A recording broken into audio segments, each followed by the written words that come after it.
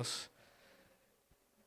La meditación de hoy, o lo que vamos a compartir hoy, le he titulado Libertad Verdadera. Y es especialmente real para mí en este momento, por la gracia de Dios, el hecho de poder sentir y saber que la libertad verdadera es un concepto que, si no entendemos realmente como hijos de Dios, como cristianos, acorde a su palabra, es algo que puede en realidad cambiar de una vida en victoria a una vida en derrota. Muchas veces los que nos paramos aquí, ustedes que están ahí sentados, nos ven de manera diferente. Nos ven con un espacio entre nosotros que no existe, que no hay ante el Señor. Sí tenemos el privilegio de tener un don, un ministerio que nos permite estar de este lado compartiendo su palabra y ustedes escuchando, pero al final en el cuerpo de Cristo todos tenemos el mismo valor. Todos somos iguales y muchas veces les aseguro que los que nos paramos aquí venimos con un sentimiento, a veces especialmente creo diseñado por Dios, de sentirnos en un momento de vida tan indigno, totalmente tan indigno de estar en este lugar hablándole a ustedes, pero que entender el concepto de lo que la libertad en Cristo significa nos da una certeza y una seguridad de poder, no una falsa seguridad, sino que una seguridad verdadera, de no elegir el camino de un libertinaje, de poder estar aquí sin dimensionar el privilegio que significa, sino una libertad que nos permite, a través de que la libertad en Cristo significa poder ver la cruz en esa debilidad especialmente mucho más brillante. El sentirnos indignos puede tener dos caminos: o puede hacernos acomodados a ello y seguir adelante como que nada pasa, o puede darnos un corazón humillado, contrito, que reconociendo realmente que sí somos tan indignos como nos sentimos y muchísimo más, nos permite ver la cruz, su amor, guiar con mucha más profundidad y tener el anhelo sincero de estirarnos hacia Él y tomar lo que Él es para nosotros y para los que tenemos alrededor. Este día vamos a iniciar la meditación queriendo comenzar a entender, por lo menos en dos breves puntos más bien dicho, del texto que vamos a estudiar, que es 2 Corintios capítulo 3 versículo 17, la segunda parte del versículo. Pero para iniciar vamos a leer de la segunda carta a los Corintios, capítulo 3, versículos del 14 al 18, por favor, si me acompañan ahí en sus Biblias. Y la idea es poder entender un poco más a través de la palabra lo que la libertad que nuestro Señor nos ha entregado significa. Muchas veces tomamos conceptos como el mundo y nos podemos creer libres cuando todavía somos esclavos. Podemos creer que tenemos la libertad del Señor cuando en realidad todavía en nuestra vida no se manifiesta, no la vivimos o no tenemos ni siquiera la libertad que decimos poseer. Y muchas veces, por el contrario, tenemos la libertad, pero no la vivimos a la plenitud que deberíamos, o no nos genera la fuerza para caminar en ella, porque tenemos falsos conceptos, porque tenemos ideas erróneas de lo que la palabra de Dios dice acerca de las cosas. Por eso la primera idea que contextualmente vamos a revisar es a través de estos versículos, y vamos a desarrollarlo después. Mis hermanos, vamos a comenzar leyendo la palabra de Dios entonces, y nos vamos a la segunda carta a los Corintios, capítulo 3, versículos del 14 al 18, solo para ponerle un contexto, para entender exactamente de lo que se trata, de lo que está hablando, y comenzar a dilucidar y poner una semillita de lo que la libertad en el Señor es. Dice la palabra de Dios, que leemos en el nombre del Padre, del Hijo y de su Santo Espíritu. Pero el entendimiento de ellos se embotó, porque hasta el día de hoy, cuando leen el antiguo pacto, les queda el mismo velo no descubierto, el cual por Cristo es quitado. Y aún hasta el día de hoy, cuando se lea Moisés, el velo está puesto sobre el corazón de ellos, pero cuando se conviertan al Señor, el velo se quitará. Porque el Señor es el Espíritu, Y donde está el Espíritu del Señor, allí hay libertad. Por tanto, nosotros todos, mirando a cara descubierta como en un espejo la gloria del Señor, somos transformados de gloria en gloria en la misma imagen como por el Espíritu del Señor. Vamos a orar, mis hermanos.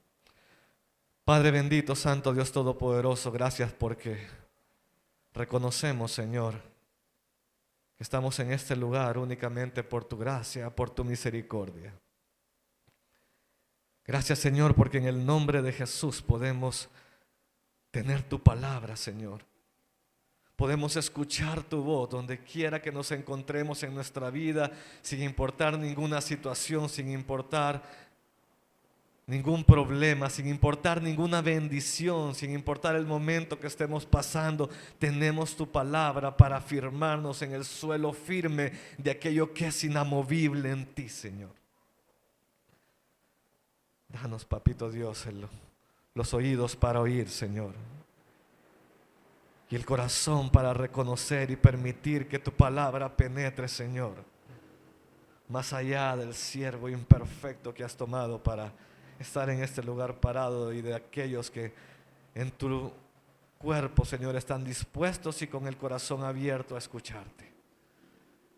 Ayúdanos, Señor, y nos despojamos, y te pedimos despojarnos en este momento, Señor, de todo aquello que humanamente pueda generar un obstáculo para escuchar tu voz, para recibir tu mensaje. Danos una apertura de corazón y una fidelidad a escuchar verdaderamente tu palabra, porque es en el nombre de Cristo Jesús que te lo pedimos. Amén. Entonces, mis hermanos, el primer punto, como un poquito fuera del texto, pero que es directamente relevante a través de lo que queremos cubrir el día de hoy, es un punto contextual, no textual del texto.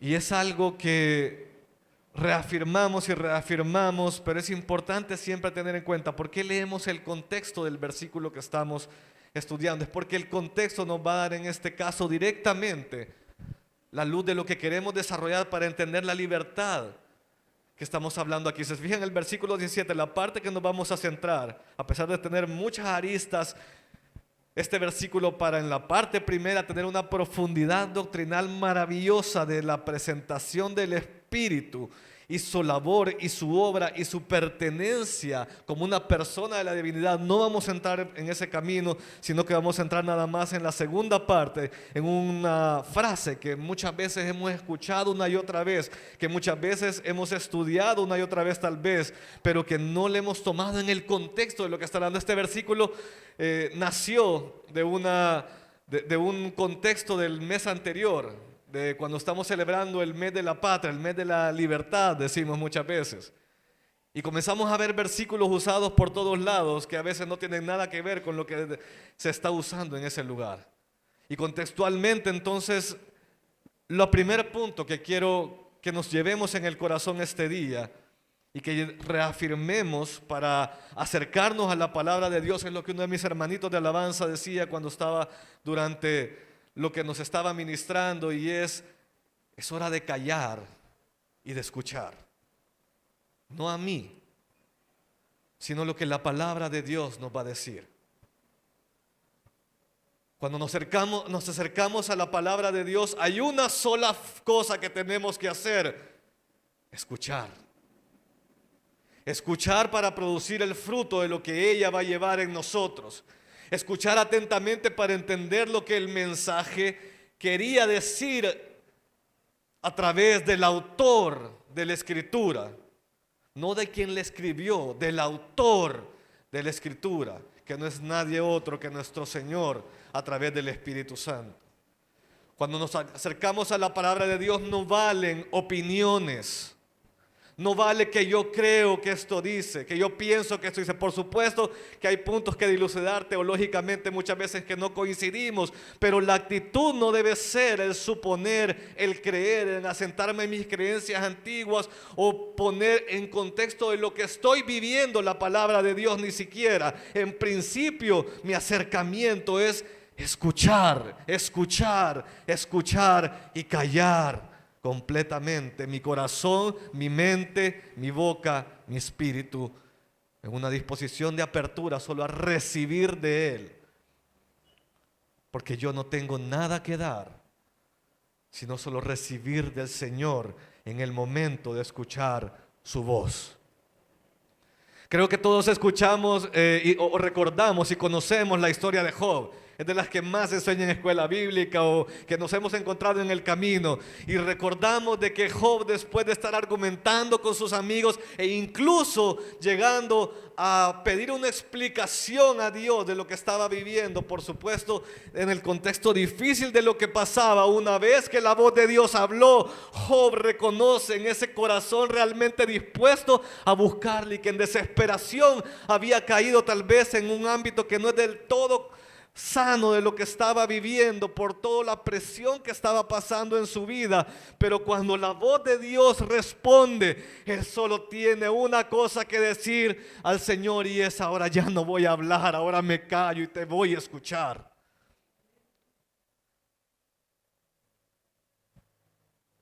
Cuando Dios habla a nuestra vida a través de su palabra, es la palabra profética perfecta, dice Pedro, que no tiene error. Y que si yo doy lugar a comenzar a meterla en el encasillamiento de las circunstancias de mi vida, de lo que yo quiero escuchar, de lo que yo quiero hacer, de lo que la desesperación de lo que estoy viviendo puede hacer en mí, entonces me va a detener de hacer su voluntad y el enemigo va a comenzar a ganar la batalla de la fe en la lucha que estamos teniendo en ese lugar, en lo que sea que estamos viviendo, en las bendiciones que estamos teniendo, como decíamos en la oración, o en las pruebas que podemos estar pasando. Especialmente, mi hermano, tu certeza debe ser pararte en su palabra, a escuchar y buscar entender de todo corazón lo que ella está diciendo. Y a veces por eso, no a veces, sino siempre, no basta simplemente con leer un versículo. Tenemos que entender lo que el mensaje está diciendo. Por eso el estudio bíblico, las clases que compartimos con los hermanos de parte del hermano Kratz, fue tan maravilloso, porque eso debe ser algo que debe ser cada aproximación a nuestra palabra. Eso no debe ser solo para el estudio bíblico, debe ser cada vez que nos acercamos a la palabra de Dios.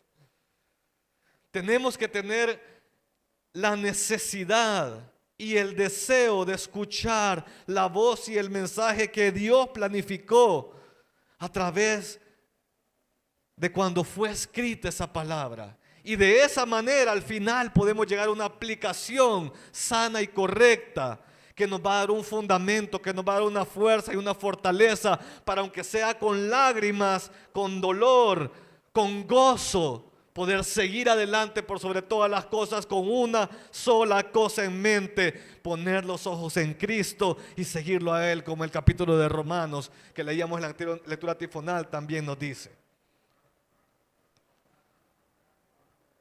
Poner nuestros cuerpos como sacrificio vivo, poner nuestras vidas como sacrificio vivo, porque es el único culto racional para ser transformados desde dentro hacia afuera a la gloria a la que hemos sido llamados.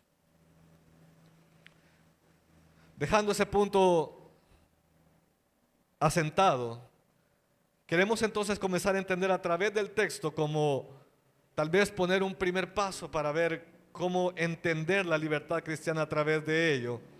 Podemos ver que la libertad de la que se está hablando aquí, en los versículos anteriores vemos que dice, en el versículo 14, pero el entendimiento de ellos se embotó, porque hasta el día de hoy, cuando leen el antiguo pacto, les queda el mismo velo no descubierto, el cual por Cristo es quitado. Y después en el versículo 17, a través de esa idea, nos dice que donde está el Espíritu del Señor, allí hay libertad. ¿Qué tenemos en el contexto de esta carta? Yo creo que escuché que estaban teniendo un estudio bíblico a través de Corintios, si no me equivoco, estaban mencionando. Entonces quizás conocen mucho más y no va a haber necesidad de entrar tanto en el contexto de la carta. Probablemente, históricamente y teológicamente se cree que hubieron 4 cartas a los Corintios. de las cuales nosotros conocemos solo la segunda y la cuarta. Las otras dos están perdidas. Pero se tiene una inferencia a través del texto de lo que están estudiando, de una iglesia que necesitaba la intervención de Pablo, porque después de haber sembrado el evangelio comenzaron a entrar a Corintios, una iglesia con muchos dones, muy dotada en el Señor, de cosas maravillosas que podían ver sucediendo en medio de ellos, pero que en ese camino de bendición se habían desviado de la verdad de su palabra y comenzaron a tener prácticas y comenzaron a escuchar voces de falsos maestros que entraron a la iglesia y que comenzaron a separarnos de la realidad y la verdad de vivir la fe. Entonces esta última carta de Pablo es cuando todo ese proceso, por la gracia infinita de Dios, después de haber sido rechazado en una visita incluso, y una visita que probablemente no tuvo el éxito que él esperaba, sino todo lo contrario, y hay unas lágrimas de por medio, un dolor de Pablo, que escribe la carta que se conoce como la carta dura, que tampoco se conoce, pero se tiene esta segunda carta cuando ya Pablo recibe noticias favorables, escrita probablemente desde Éfeso. Ahí si lo trazamos en Hechos probablemente vamos a ver en qué momento es del segundo viaje misionero.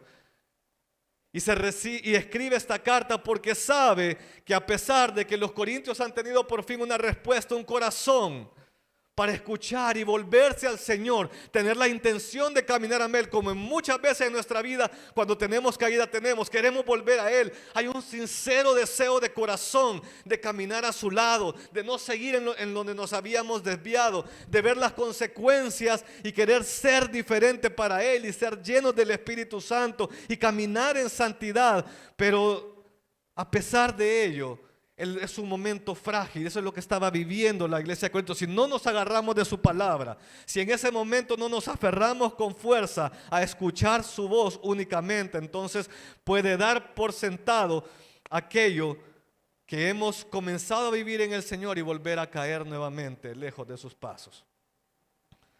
Entonces la iglesia de Corintios estaba en esta carta en ese momento. Habían tenido un corazón dispuesto, habían tenido un arrepentimiento sincero, tenían la disposición de corazón para volver al Señor, para seguir sus caminos, para recibir nuevamente el apostolado de Pablo a través de sus palabras que llevaban la palabra viva de Dios y caminar en él. Pero Pablo sabía que debajo de la superficie todavía había peligro, que era un peligro inminente que volvieran a caer. Y en estos primeros 7 capítulos hace una defensa de su apostolado, dando una base de lo que Dios ha entregado o nos ha entregado en el nuevo pacto y la gloria de lo que ello significa. Y lo que está hablando exactamente en este capítulo 3 es comparando la gloria del viejo pacto, es decir, del Antiguo Testamento previo a Cristo, con la gloria del nuevo pacto. No porque no sea una continuidad, sino porque la gloria revelada en Jesucristo da la facilidad o da la posibilidad de poder entender el verdadero contexto de lo que el Antiguo Pacto significa. Todos esos sacrificios, toda esa ley, todos esos preceptos tienen un significado poderoso, real y profundo en la persona de Jesucristo, que logra transformar el velo de gloria que tiene todo aquel que se acerca sin Cristo en el centro, para poder ver de una nueva manera el carácter y la revelación de Dios a través de toda esa historia, todos esos profetas y todos esos libros que están en el Antiguo Pacto. Entonces Pablo comienza a comparar y habla de la gran gloria del Antiguo Pacto, porque también él nos deja ver que la ley es perfecta, santa y buena. El problema no era la ley, el problema era aquellos que recibieron la ley. Y no estoy señalando al pueblo de Israel, pero eran los depositarios de la ley en ese momento, sino todos aquellos que queremos seguir a Dios, pero no tenemos el panorama completo sin Jesucristo en el medio. Por cierto que cuando escribí este mensaje o preparé este mensaje, ni siquiera había explotado el conflicto en Israel. No piensen que estoy hablando de ese tema en este momento. Pero tenemos que entender que la gloria del viejo pacto, dice Pablo, que es una gloria maravillosa, pero que estaba destinada a perecer.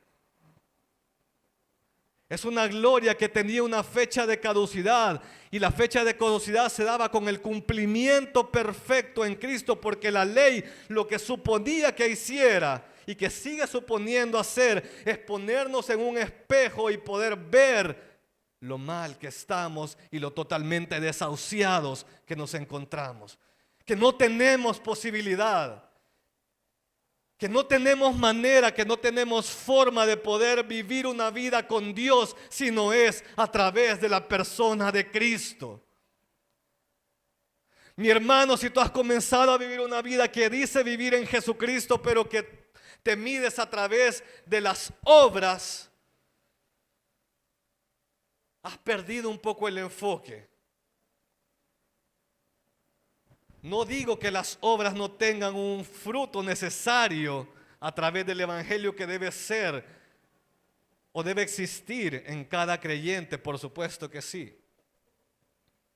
Pero la manera de buscar ese camino de fruto no es tu voluntad, no es la fuerza de tu voluntad, no es la fuerza que humanamente puedes tener, sino es la libertad que en Cristo Jesús te da una nueva manera de ver y vivir la ley. La ley, dice por ahí Pablo, también es el ayo que nos llevaba hacia el nuevo pacto. El viejo pacto tenía una gloria maravillosa de poder entender, dibujar el carácter y la santidad de Dios, pero que al poder ver eso inalcanzable nos diera un puente a través de la persona de Jesucristo y del cumplimiento de todas sus promesas y de todo lo que se habla en el antiguo pacto en él, para poder vivir en realidad, en la libertad de ser un hijo de Dios, que no depende de cumplir, sino que cumple porque es un hijo de Dios. Nosotros no ganamos el ser hijo de Dios con nada. No hay manera.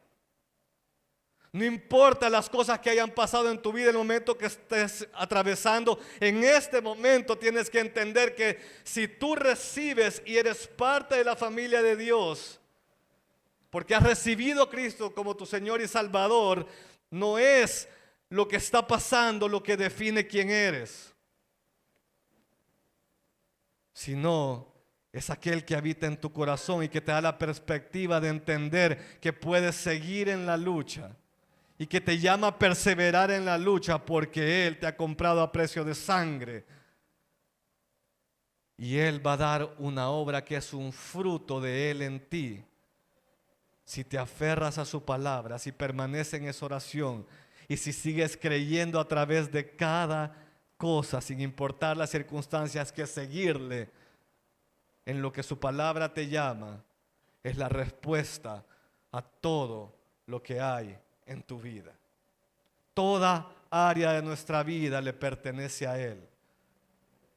No hay un mundo dividido de lo secular y lo divino, como muchas veces erróneamente por ser hijos de la cultura greco-romana, sobre todo el pensamiento platónico, se ven dos diferentes áreas. Yo tengo una vida en la que soy un cristiano en la iglesia, cuando oro, cuando leo la Biblia, y tengo una vida diferente que es la que llevo en mi trabajo, con mis amigos y en otros contextos en los cuales parecería que no cabe Dios. En mi familia muchas veces.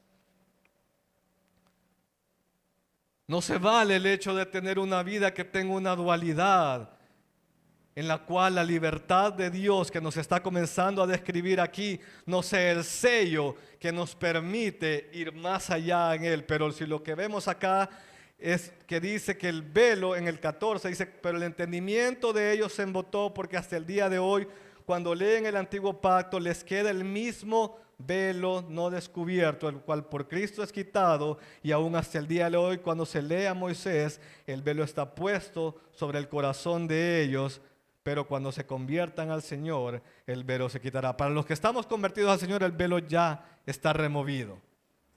Pero tenemos que entender entonces que si el versículo siguiente nos está diciendo que donde está el Espíritu del Señor, allí hay libertad, y nos está hablando la obra que es a través de este velo que no permite ver algo diferente en Dios, entonces tenemos que entender que la libertad, que lo que por lo menos bíblicamente a través de este pasaje podemos afirmar, es que la libertad de Dios no consiste en lo que muchas veces nosotros pensamos que es, sino que la libertad viene definida por la remoción de un velo que nos permite ver la gloria de Dios de manera diferente. Hay mucho más que estudiar para entender la libertad cristiana. No vayan a quedarse solo con este sermón. Pero a través de este texto, la definición que yo le pondría a la libertad, queriendo sacar el mensaje de lo que la palabra me está diciendo a través de Pablo, hablándole a los corintios, a una iglesia que está entendiendo después de una caída hacia dónde debe poner los fundamentos para caminar en él, para permanecer en él, es que la libertad verdadera que hay donde está el Espíritu del Señor es en esencia y en última instancia la remoción o el quitar el velo para ver realmente su gloria. ¿Por qué es eso libertad, mi hermano? ¿Por qué la libertad es quitar el velo para ver su gloria? Porque el no tener un velo para ver más claramente la gloria de Dios da un fruto maravilloso. Y es que si ves su gloria, tú comienzas a obedecer. No porque simplemente hay un texto o un mandamiento, sino porque amas lo que ves y porque deseas que esa gloria sea el centro de donde caminas y donde tu corazón sigue. Mis hermanos, tal vez una ilustración burda, pero ¿quién en su sano juicio, si nos ponen entre dos mesas un banquete de una comida que se preparó hace 3 meses y está completamente con gusanos, podrida, con mal olor, putrefacta prácticamente, y un banquete recién hecho, como vamos a hacer un comercial, las alitas que están preparando en la cafetería este día? ¿Quién en su sano juicio va a elegir lo podrido ante lo que da vida? ¿Quién va a elegir lo que te enferma ante lo que te sana? Cada vez que elegimos el pecado y nos alejamos de Dios, hacemos esa elección incorrectamente. ¿Pero por qué la hacemos? Porque tenemos un velo, que seguimos en el engaño de creer que esa putrefacción, que esa suciedad, sin importar el camino más maravilloso, más ancho, lleno de adornos que tenga, es detestable. Que no deberíamos querer tener nada que ver con él. Pero si el velo está removido y podemos ver hasta el final, entonces con naturalidad vamos a elegir aquello que nos va a causar el deleite, el bienestar, el placer verdadero. La vida del cristiano no es como los monjes de la Edad Media pensaban, que es abstraerse y no tener placer. Eso se parece más al budismo, algunos que hemos caminado y hemos andado a través de esas filosofías. No se trata de privarse por un deseo de ser una santidad falsa, que en el centro del corazón lo que sigue deseando es exactamente lo mismo, solo que no lo haces porque estás convencido mentalmente de que algo es mejor.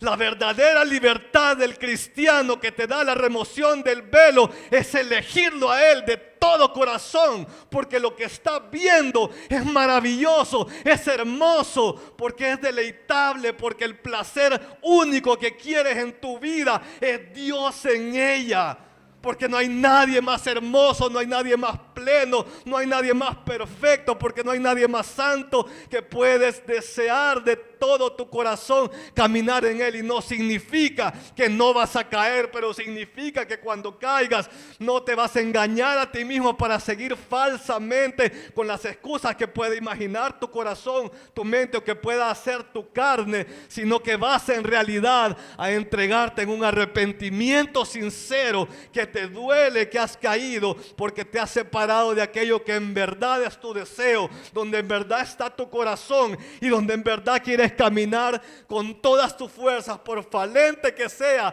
sigues, te levantas, crees y sigues aquel camino de aquello que has creído, que has vencido y que ahora ves, y que es la gloria perfecta, maravillosa del Señor y Dios verdadero que tenemos y revelado en Cristo Jesús.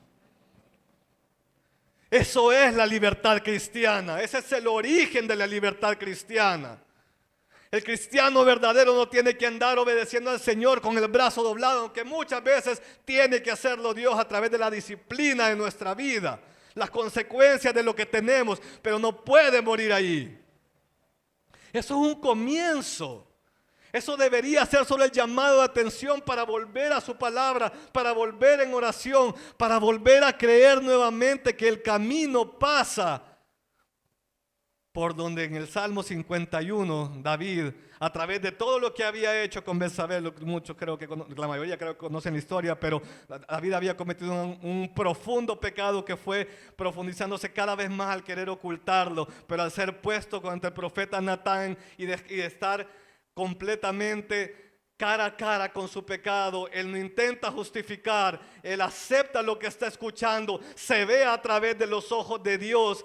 Y en el Salmo 51 hay una línea muy maravillosa donde el centro de su corazón no es la muerte del adulterio, no es la muerte del deseo de aquello que había cometido, lo que pide, sino lo que pide es nuevamente ser restaurado para ver y tener el gozo de la salvación restaurado en su vida. Porque David sabía que en el fondo lo que lo había hecho caer no era en sí la tentación, era el hecho de tener, porque las tentaciones siempre van a venir, siempre van a estar, las luchas van a estar en nuestra vida. Pero lo que va a cambiar es el hecho de poder levantarnos sin importar lo que pase con ese corazón de aquel que dijo Dios que era conforme a su corazón. A pesar de todo lo que lo vemos hacer, es porque siempre regresaba y sabía que el centro de su caída no estaba en la fuerza de la tentación, sino que había perdido de vista el gozo, el placer de lo que significaba en verdad el Dios verdadero en tu vida, en su vida y en nuestra vida. Así entonces, mis hermanos, el cristiano no obedece por la fuerza de voluntad o a regañadientes en lo que hace. Si tú tienes un área de obediencia a la palabra de Dios, a regañadientes, yo lo hago porque tengo que hacerlo.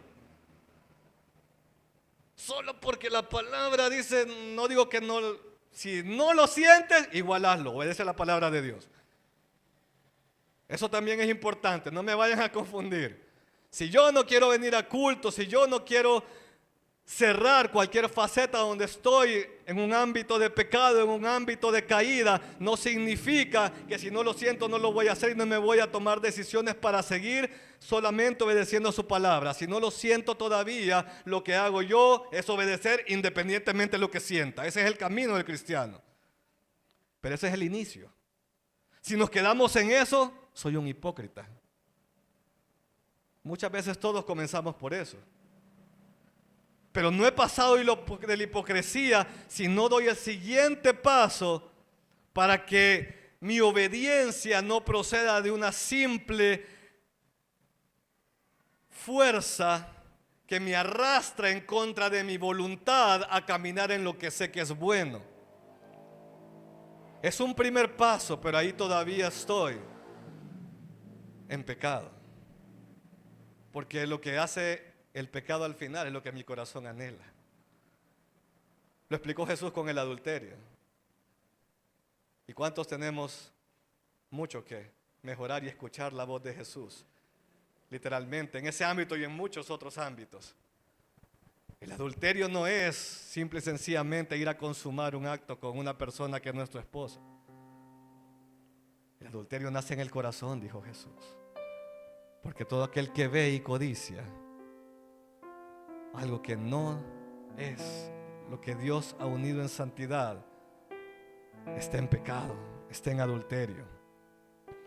Dios mío, se ha ido exageradamente el tiempo rápido. La obediencia del cristiano entonces no procede de una fuerza de voluntad o algo que hacemos a regañadientes, o al menos no debería o no debe ser el punto donde creamos que estamos ya viviendo la voluntad de Dios, sino es la profunda y completa superioridad y satisfacción que desea y anhela encontrar a Dios y la gloria que ahora ve en Él y que ha sido removida en Cristo, en cada uno de nosotros, en su infinita misericordia y su gracia para su gloria. Ese era el punto 1.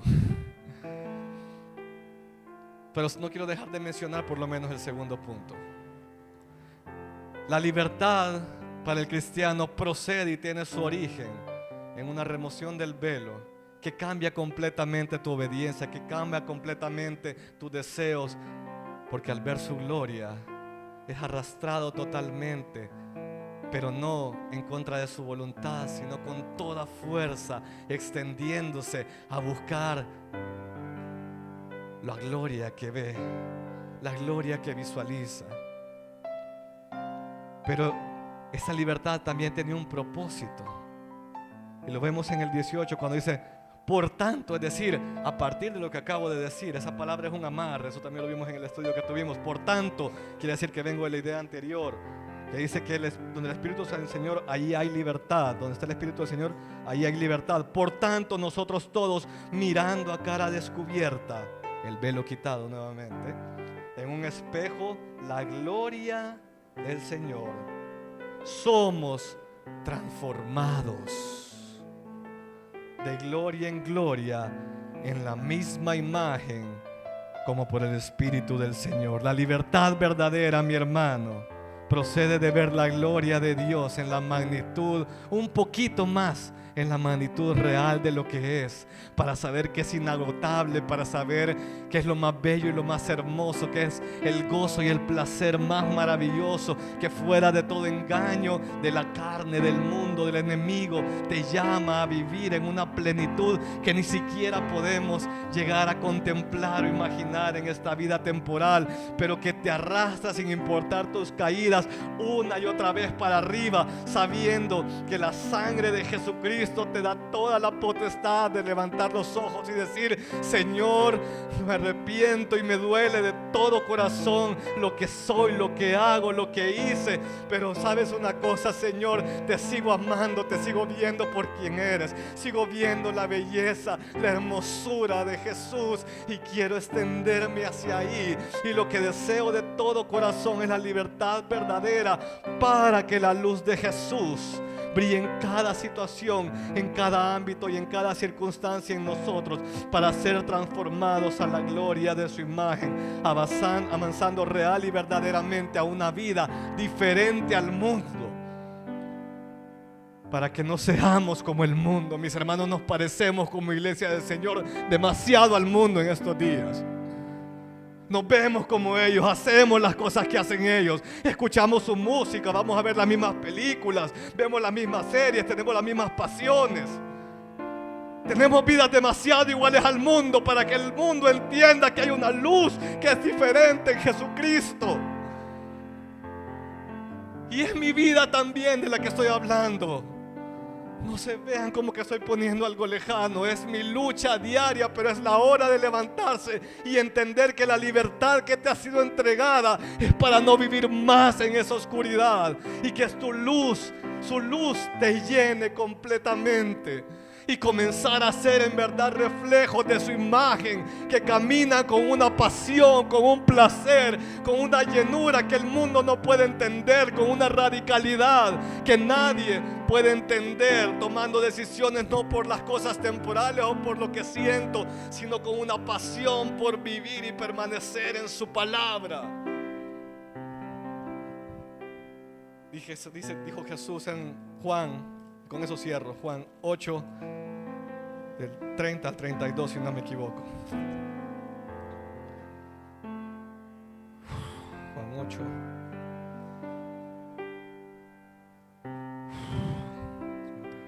Perdón, es 31, 32. Dijo entonces Jesús a los judíos que habían creído en él. Ese es el llamado de este día. Escucha las palabras de Jesús.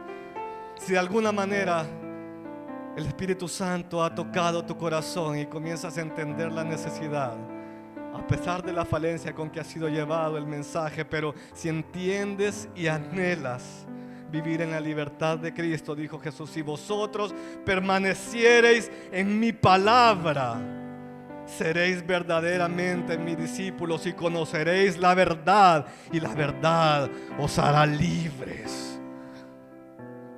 Si conociereis y permaneciereis en mi palabra, porque es la que lo revela a Él. Si no tengo una relación con su palabra, ¿cómo lo voy a conocer?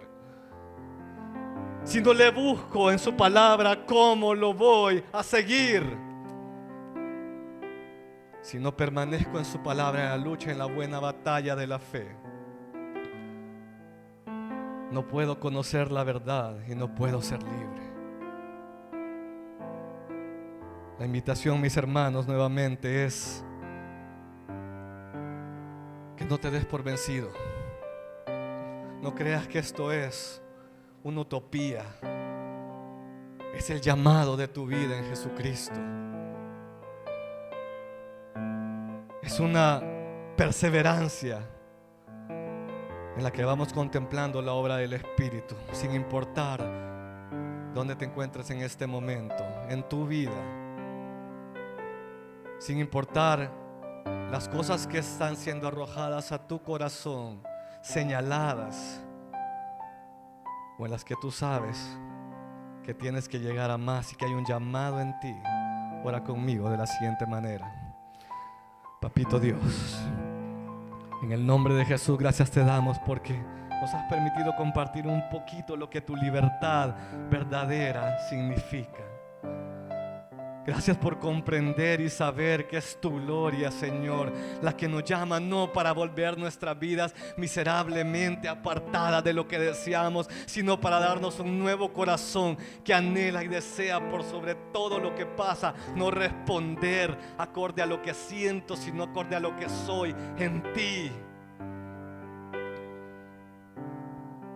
Una vida y una libertad que ven tu gloria, que conocen el gozo de tu salvación y lo experimentan en cada cosa para ser llevados a mucho más. En el nombre de Jesús, a tus pies, a ser reflejos, Señor, que marquen la diferencia en este mundo caído y en estas vidas caídas, pero que sea una lucha, Señor, en la que tú nos des la victoria, porque tú siempre vas a responder a aquel que pone la mirada en ti y te anhela de todo corazón. Danos humildad, mansedumbre, arrepentimiento sincero y verdadero para renacer en ti y vivir en la libertad verdadera que fue comprada al precio más hermoso y más grande de sangre en la cruz del Calvario,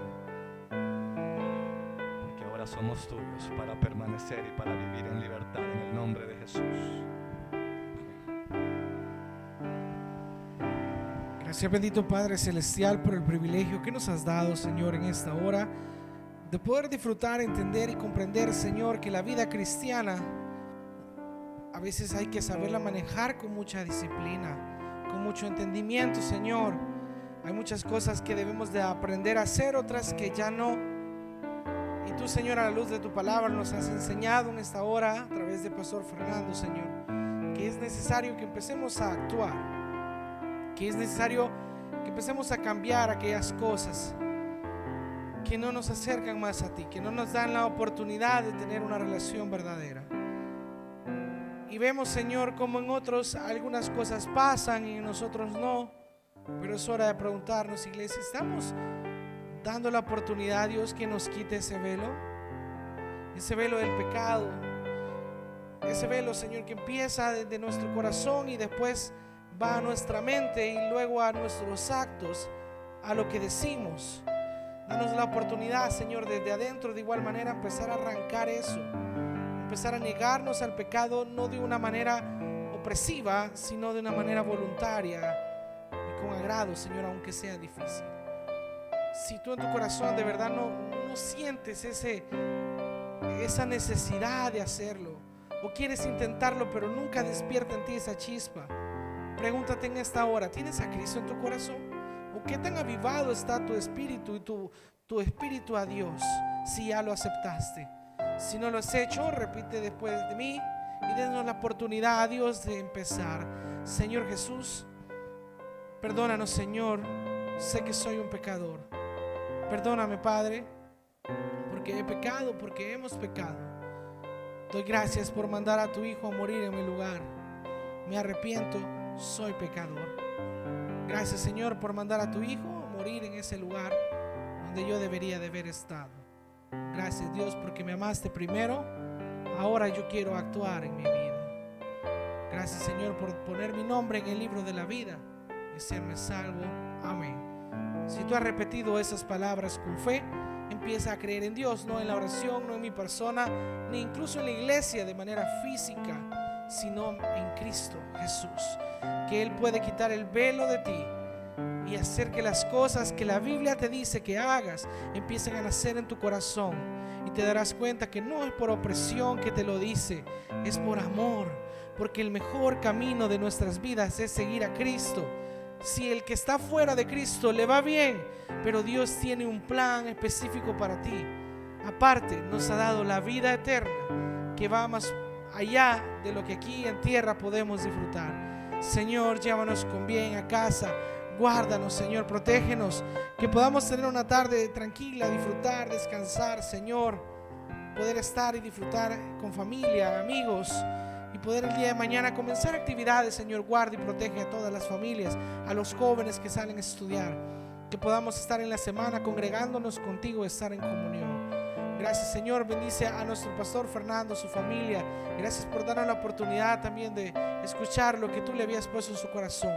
Bendice y protege a nuestro pastor Alex, a su familia de igual manera, Señor, así como a cada miembro de la congregación, a Escuela Bíblica, esa generación que ya está aprendiendo, que ya está entendiendo y conociendo de tu palabra, Señor Jesús. Gracias te damos por el privilegio enorme que nos das de ser tus hijos. Bendito Padre Celestial, en tu santo nombre oramos. Amén y amén, iglesia.